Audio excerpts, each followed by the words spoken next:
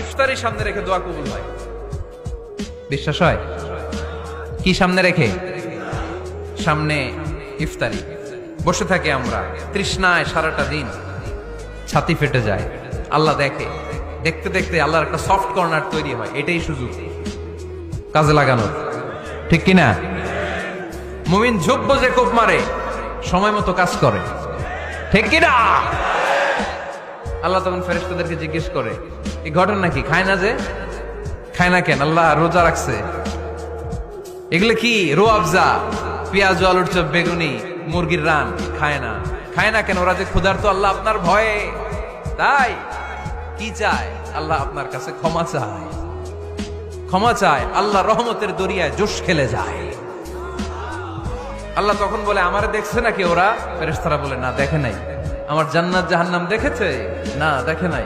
আমারে না দেখে, জান্নাত জাহান্নাম না দেখে আমার এত ভয় করে। যাও, আজকের এই রোজার বিনিময়ে এখন বান্দা যা চাইবে সব কবুল করে নেব।